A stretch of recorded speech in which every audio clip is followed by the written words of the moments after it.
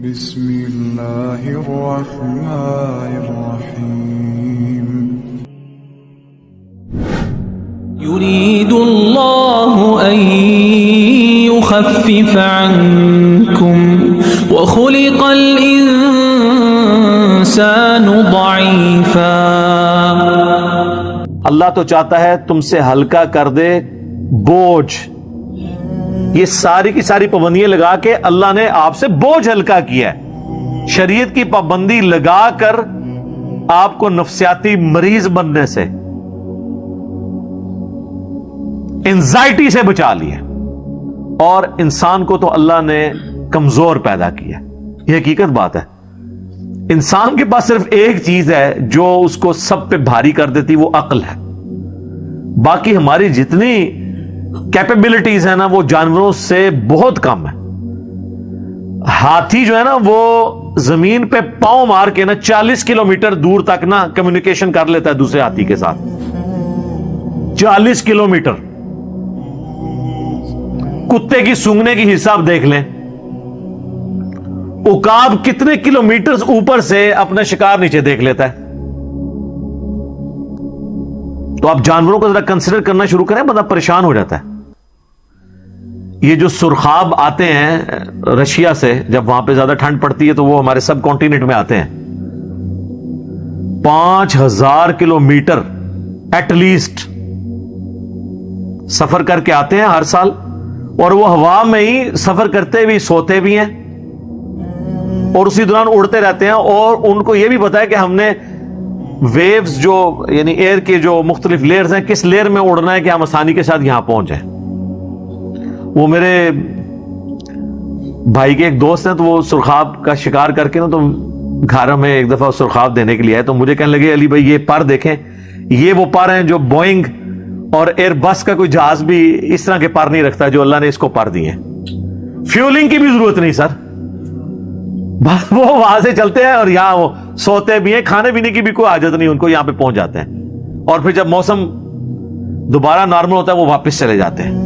تو جانوروں کو آپ کسی بھی جانور کی اگر خوبیاں گننی شروع کریں تو بندہ حیران رہ جاتا ہے. اچھا یہ جانور بھی تو بیمار ہوتے ہیں، ان کو بھی زخم ہوتے ہیں، ٹھیک ہو جاتے ہیں. اور کپڑے اللہ نے ایسے دیے ہیں ان کو کہ بدلنے کی بھی ضرورت نہیں ہے. ہمیں تو کپڑے دھونے پڑتے ہیں، نئے پہننے پڑتے ہیں. اللہ نے پر دیے ہیں، وہ خود بخود ٹوٹتے ہیں، نئے اگتے ہیں. صفائی والا معاملہ بھی ان کا ہوتا رہتا ہے، ان کو کوئی نلاتا دلاتا نہیں ہے.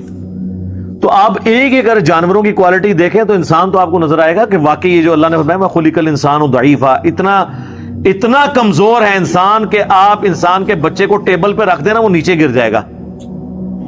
لیکن آپ بلی کا چھوٹا سا بچہ بھی ٹیبل پہ رکھیں وہ نیچے نہیں گرے گا. اس کی جبلت میں اللہ نے ڈال دیا. يا أيها الذين آمنوا لا تأكلوا أموالكم بينكم بالباطل إلا أن تكون تجارة عن تراض منكم ولا تقتلوا أنفسكم ان اللہ کان بکم رحیما. اے اہل ایمان مت مال ہڑپ کرو ایک دوسرے کا باطل طریقے سے. ہاں تم مل جل کر کوئی پارٹنرشپ کر کے تجارت کے ذریعے کوئی مال کماتے ہو کہ آدھا وہ پارٹنر ہے آدھا آپ ہے اور کمائی ہوتی ہے. یا ایک سلیپنگ پارٹنر ہے، محنت دوسرے کی ہے، سرمایہ اس کا تھا تو اب اس کی جو انکم ہے ظاہر ہے اگرچہ آپ کا سرمایہ نہیں تھا لیکن محنت تو آپ کی ہے نا، تو اب اس کے مال سے جو کمائی ہے وہ تو آپ کھا سکتے ہیں، وہ کاروبار ہے مداربہ یا مشارکہ کی شکل میں. ویسے نہیں کسی کا مال ہتھیا سکتے. اور مت اپنے آپ کو قتل کرو. یا اپنے آپ سے مراد ہے کہ ایک مسلمان کو مارنا گویا اس نے اپنے آپ کو ہی مارا ہے، اس نے اپنے معاشرے کا قتل کیا ہے. یعنی ایک دوسرے کو قتل مت کرو. بے شک اللہ تعالی بھی تو تمہارے ساتھ بڑی مہربانی فرمانے والا ہے. جب اللہ تمہاری نافرمانیاں دیکھ کر بھی تمہارا روٹی پانی بند نہیں کر رہا تو تم بھی جو ہے نا انسان بن جاؤ، آدم کے بچے بنو، شیطان کے بچے نہ بنو. شیطان نے اپنی غلطی پہ جسٹیفیکیشن دی تھی اور آدم نے اپنی غلطی پہ معافی مانگی تھی. تو آدم کے بچے بنو. آدمی کون ہوتا ہے؟ جو آدم کی اولاد میں سے ہو. تو اللہ تعالیٰ بھی تو رحم فرمانے والا ہے. ومن يفعل ذلك عدوانا وظلما فسوف نصليه نارا وكان ذلك على الله يسيرا. اور جو کوئی سرکشی اور ظلم کرتا ہے تو ہم عنقریب اسے آگ میں داخل کریں گے، اور یہ اللہ تعالیٰ کے اوپر بڑا آسان ہے. یہ قیامت مضمر ہے اس جملے میں کہ اللہ پہ یہ بڑا آسان ہے کسی کو آگ میں پھینکنا. اس کا مطلب آپ کو پتا ہے؟ آگ میں تو ہمارے لیے بھی آسان ہے، اگر آپ پاس اختیار ہے تو آپ پھینک دیں گے. یہ بیسیکلی اس نظریے کا رد ہے جو آج کل ایک ماڈرن ایج میں بہت بڑا فتنہ چل رہا ہے کرسچنز کی طرف سے. وہ کہتے ہیں جی مسلمانوں کا خدا جو ہے نا وہ عذاب کی ہمیشہ وعیدیں سناتا ہے، اور ہمارا خدا تو آل لونگ ہے. خدا تو وہ ہوتا ہے جو ہر حال میں اپنی مخلوق سے پیار کرے. تو اس میں تو ظاہر یہ آیت نہیں بیٹھتی کہ جی اللہ پہ بڑا آسان ہے کسی کو آگ میں پھینکنا. انسان کے لیے تو اختیار بھی دیا ہو دل پسی جاتا ہے. ہم تو ایک بلی کو نہیں آگ میں پھینک سکتے. اللہ کہہ رہے ہیں میرے لیے آسان ہے. یہ بتایا جا رہا ہے کہ اللہ تعالیٰ کے وہ جذبات نہیں ہیں. یہ جو لوگ اکثر کہتے ہیں نا جی اللہ ماں سے بھی 70 گنا زیادہ محبت کرتا ہے. اچھا تو اگلا سوال ہے کیا ابو جہل سے اللہ تعالیٰ اس کی ماں سے زیادہ محبت کرنے والا ہے؟ ابو لہب سے جو اللہ کے دشمن ہے، اس کے پیغمبر کے دشمن ہے؟ نہیں. یہ ماں سے زیادہ محبت اس کے لیے جو واقعی کردار ویسا اڈاپٹ کرے گا. اور اللہ کے کوئی جذبات نہیں ہیں، یہ مخلوق کے جذبات ہوتے ہیں. وہ کہتے ہیں جی میری ماں کو اختیار دیا جائے تو مجھے کبھی دوزخ میں نہ پھینکے، تو اللہ کیسے پھینکے گا؟ اس لیے کہ اللہ ماں نہیں ہے، اللہ بوڑھی نانی اماں نہیں ہے، اللہ کے ویسے جذبات نہیں کہ وہ اپنے جذبات سے مغلوب ہو جائے. انسان اپنے جذبات سے مغلوب ہو جاتا ہے. اللہ کے ساتھ یہ کمزوریاں نہیں جڑی ہوئی. اس کے لیے کوئی مشکل نہیں کسی کو جہنم میں پھینکنا، بہت آسان ہے. اللہم اجرنا من النار. یہ اللہ نے دنیا اس لیے نہیں بنائی ہے کہ لوگ اپنی مرضی کی زندگی یہاں پہ گزاریں. ہاں کوئی گزاریں گے اللہ گزارنے دے گا، لیکن آخرت پھر وہ اللہ کی مرضی کی ہوگی. تو یہ اللہ پہ بڑا آسان ہے کسی کو آگ میں پھینکنا. قیامت مضمر ہے اس کے اندر، اللہ تعالیٰ کا یہ معاملہ نہیں. اور پھر میں نے ان کرسچنز کو ایک علمی پھکی بھی دی تھی. اگر میں تمہاری لاجک مان لوں گاڈ از آل لونگ، تو یہ بتاؤ کیا تمہیں اختیار دیا جائے کہ تم اپنے دشمن کی بیوی کو موت دے دو جس کے 4 5 6 7 چھوٹے چھوٹے بچے ہوں؟ تمہارا دل پسیجے گا نہیں کہ اپنے دشمن کی بیوی کو قتل کرو اپنے اس دشمن کی دشمنی میں جس کے چھوٹے چھوٹے بچے ہوں؟ ظالم سے ظالم شخص بھی ایک بار ضرور سوچے گا. تو اگر خدا آل لونگ ہے ان معنوں میں، تو اللہ تو روزانہ ہزاروں ایسے عورتوں کو موت دیتا ہے جن کے چھوٹے چھوٹے بچے ہوتے ہیں. تو اللہ اپنے جذبات سے مغلوب کیوں نہیں ہو جاتا؟ ان کو چھوڑ دینا. اللہ کو نہیں پتا ستیلی ماں ان کے ساتھ کیا کریں گی، ان کی باقی کی زندگی کیسے گزرے گی. تو اللہ جذبات سے مغلوب ہونے والا نہیں ہے. یہ دنیا آزمائش کے ساتھ اللہ نے جوڑی ہے. کسی کو دے کے آزمائے گا، کسی سے لے کر آزمائے گا. اور پھر دیکھیں یہ آزمائش اتنی بڑی رکھی ہے کہ جتنے بڑے بڑے لوگ ہیں نا ان کے ساتھ بڑی بڑی آزمائش ہیں. حسین ابن علی جیسی آزمائش امت میں سے کسی پہ آئی ہے کیا؟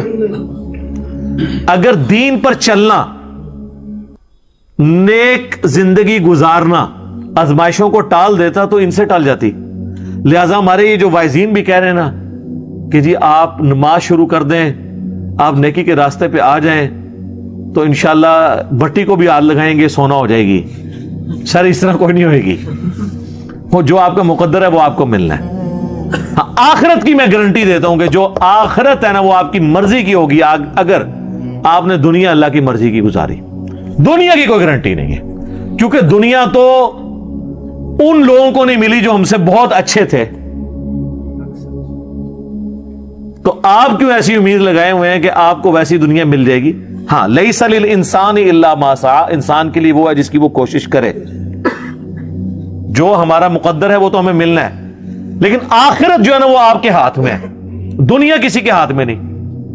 آپ کوشش کریں، پرائم منسٹر بن بھی سکتے ہیں، عمران خان صاحب کوشش کر کے چلیں، پہنچ ہی گئے نا، لیکن طاہر القادری صاحب نہیں بنے، کوشش انہوں نے ان سے زیادہ کی ہے۔ ہم میٹرک میں تھے اس وقت انہوں نے خواب بھی ایک بیان کیا تھا جو کوئی نہیں پورا ہوا، اب تو وہ سیاست بھی چھوڑ گئے، باقاعدہ انہوں نے اناؤنسمنٹ کر دی ہے۔ تو یہ نہیں ہوتا کہ کوشش کرنے سے آپ کو وہ کچھ مل بھی جائے گا، نہیں بھی مل سکتا، لیکن یہ آخرت جو ہے نا جی، یہ ایسی چیز ہے کہ اگر آپ دنیا میں کوشش کرتے ہیں آخرت گارنٹیڈ ہے انشاءاللہ تعالی۔ ہاں، یہ اللہ نے اپنے پیغمبروں، یہ جو اللہ تعالیٰ بار بار کہتا ہے نا میں اپنے وعدے کی خلاف ورزی نہیں کرتا، اس سے مراد آخرت کے وعدے ہیں جو تم سے کیے ہیں نا، جو اوبیڈینٹ رہے گا، پیغمبروں کے ماننے والوں کو، پیغمبروں کی اطاعت کرنے والوں کو جنت، اور پیغمبروں کے نافرمانوں کو جہنم میں پھینکوں گا، یہ اللہ نے اسٹیبلش کرنا ہے۔ اسی کو میں کہتا ہوں کہ دنیا آپ اللہ کی مرضی کی گزاریں، آخرت آپ کی مرضی کی۔ لیکن اگر آپ نے دنیا اپنی مرضی کی گزاری تو پھر آخرت اللہ کی مرضی کی، اور اللہ کی مرضی کی آخرت یہ ہے کہ اس کا یہ تقاضا ہے عدل کا کہ وہ اپنے نافرمانوں کو جہنم میں پھینکے، اور یہ تقاضا حقوق العباد کے حوالے سے بھی اللہ پہ ہے۔ سیدہ سمیہ اور سیدنا یاسر کے ساتھ جو کچھ ابو جہل نے کیا ہے اور جس طریقے سے انہیں قتل کیا ہے، سیدنا یاسر اور سمیہ کو تو جنت میں جانے کا مزہ بھی تب ہی آئے گا جب وہ اسی لیول کا بدلہ ابو جہل سے قیامت والے دن لیں گے۔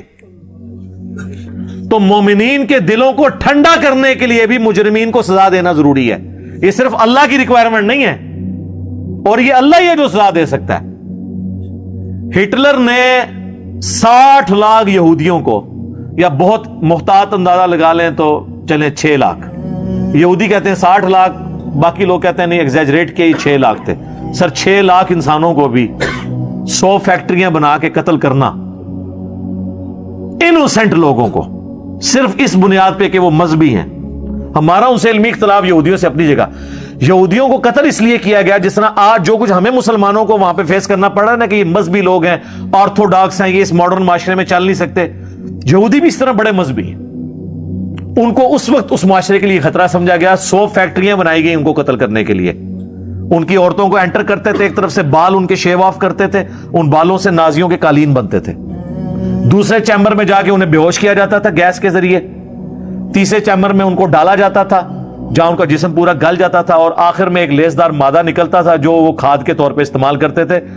انسانوں کو قتل کرنے کے لیے 60 لاکھ انسانوں کو، 6 ملین لوگوں کو قتل کرنے کے لیے فیکٹریاں بنائی گئی تھی۔ ظاہر اتنے بندوں کو مارنا، پھر اس کو ڈسپوز آف بھی تو کرنا ہے۔ دنیا کی کوئی عدالت ہٹلر کو 60 لاکھ دفعہ پھانسی چڑھا سکتی ہے؟ سر اللہ کر سکتا ہے کہ 60 لاکھ دفعہ قیامت میں ہٹلر کو زندہ کرے اور 60 لاکھ دفعہ اسی تکلیف سے گزارے، ایک ایک یہودی کے بدلے میں۔ تو آخرت کی جو زندگی ہے اس کے بغیر دنیا کی زندگی کو سمجھنا مشکل ہے۔ اسلام کی ڈاکٹرن آخرت کے ساتھ جوڑی ہے۔ یہ اکثر لوگ کہہ رہے ہوتے ہیں نا جی، وہ جی اگر اللہ رزق دے رہا ہے تو تھوپیا میں لوگ بھوکے کیوں مر رہے ہیں؟ وہ اس لیے کہ آپ کی ذمہ داری اس نے لگائی ہوئی ہے، کسی کو دے کے ازمایا، کسی سے لے کے ازمایا۔ ہاں اگر دنیا کی زندگی ہوتی صرف، آخرت نہ ہوتی، تو پھر واقعی تھوپیا والوں کے ساتھ ظلم ہو رہا ہے، یا پاکستان میں عدالتوں کے غلط فیصلوں کی وجہ سے جن لوگوں کے ساتھ زیادتی ہو رہی ہے واقعی زیادتی ہو رہی ہے۔ لیکن اگر آخرت کی زندگی ہے نا تو سر پھر یہ آزمائش دنیا کی عارضی ہے، آخرت کی ہمیشہ کی زندگی میں کامیابیاں مقدر ہیں۔ صحیح مسلم میں حدیث ہے، عبداللہ بن عمر کہتے ہیں کہ نبی علیہ السلام سے میں نے خود سنا تھا کہ میرے غریب صحابہ میرے امیر صحابہ سے 40 سال پہلے جنت میں چلے جائیں گے۔ تو وہ غریب صحابہ کے ساتھ بیٹھا کرتے تھے کہ چلو ان کی صحبت ہے۔ ظاہر ہے آخرت کا دن 50,000 سال کا دن ہے، اس کے بعد جنت اور دوزخ کا فیصلہ ہونا ہے۔ ان 50,000 سال میں 40 سال کوئی پہلے جنت میں چلا جائے تو بہت بڑی کامیابی ہے، اور 40 سال تو مشکل سے شعور کی زندگی انسان کی ہوتی ہے، 15-20 سال تو ویسے ہی گزر جاتے ہیں۔ تو آخرت کے ساتھ اگر دنیا کو جوڑ کے سمجھیں گے نا، پھر یہ پورا پرفیکٹ ڈاکٹرن ہے جو اللہ نے اپنے پیغمبروں کے ذریعے دی ہے۔ لیکن اگر آخرت کو آپ ہٹا دیں گے تو پھر آپ ہود بھائی والی باتیں ہی کریں گے اور رچرڈ ڈاکنز والی باتیں ہی کریں گے۔ تو آخرت کے ساتھ جوڑیں گے پھر اسلام کا ماڈل پرفیکٹ ہوتا ہے۔ صرف دنیا کی بات کریں گے تو وہ جتنے اعتراضات کیے جاتے ہیں وہ اپنی جگہ بالکل لاجیکل ہیں، لیکن جب آخرت کی ڈاکٹرن سے جوڑیں گے تو بالکل فٹ ان یہی ماڈل بنتا ہے جو اللہ تعالیٰ نے انسانیت کو دیا ہے۔ اللہ تعالیٰ سے دعا ہے جو حق بات میں نے کہی اللہ تعالیٰ ہمارے دلوں میں راسخ فرمائے، اگر جس بات میں میرے منہ سے کوئی غلط بات نکل گئی تو اللہ تعالیٰ ہمارے دلوں سے معاف کر دے، ہمیں کتاب و سنت کی تعلیمات پر عمل کر کے دوسرے بھائیوں تک پہنچانے کی توفیق عطا فرمائے۔ سبحانک اللہم و بحمدک، اشہد ان لا الہ الا انت، استغفرک و اتوب الیک، وما علینا الا البلاغ المبین۔ جزاکم اللہ خیر۔